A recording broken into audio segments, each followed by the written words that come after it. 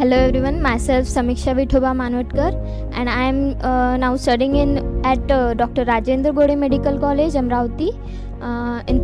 At first year, I am a first year student. My NEET score was 480 and in physics I scored 120 marks. आता सगळ्यात पहिले सांगायचं तर नीटबद्दल माहीतच होतं मला, आधीपासूनच डॉक्टरच बनायचं होतं. I was very clear about that. त्यानंतर मग फर्स्ट अटेम्प्टमध्ये मला कमी मार्क्स मिळाले. नंतर अमरावतीमध्ये जयहरी शेफ कोचिंग क्लासेसबद्दल खूप सगळीकडे ऐकलं होतं मी. तर मग नीट रिपीट अटेम्प्टमध्ये मी इकडे आले. क्लासेसमध्ये आल्याच पहिल्या दिवशी सरांनी अगदी मला मोटिवेट केलं. असेच चालू झाले आमचे डेली बेसिसवर आमचे क्लासेस रेग्युलरली व्हायचे. सर रेग्युलरली प्रत्येक टॉपिक असं एकही कुठलाही टॉपिक नव्हता जो सरनी स्किप केला. अगदी फर्स्ट बेसिकपासनं ते लास्ट टॉपिकपर्यंत सरनी शिकवलं आम्हाला. जे पण डाऊट्स होते आमचे अनेक वेळा सरांनी ते डाऊट्स क्लिअर केले. जे मला पर्सनली डाऊट्स होते ते सुद्धा मी सरांना विचारले, ते सरांनी क्लिअर केले. अगदी मी जेवढ्या वेळेस म्हटलं तेवढ्या वेळा सरांनी सांगितलं.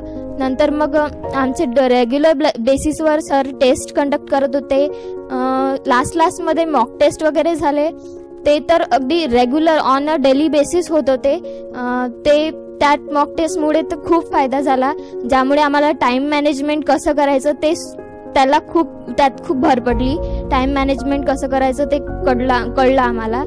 आणखी नंतर मग सर DPPs द्यायचे.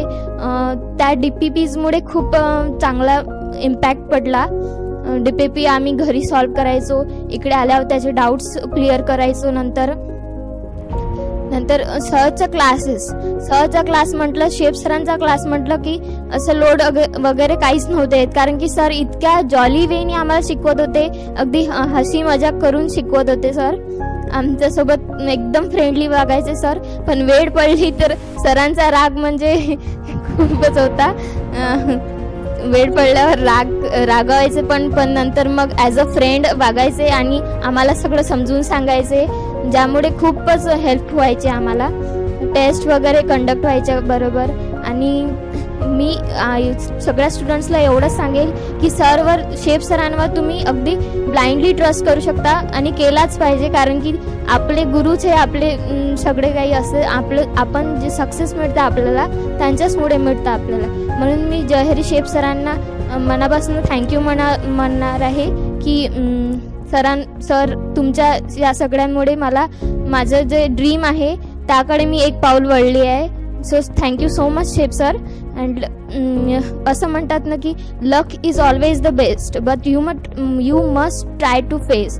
सो तुम्ही तुमच्या येणाऱ्या प्रॉब्लेम्सला फेस करा. That's it. थँक्यू.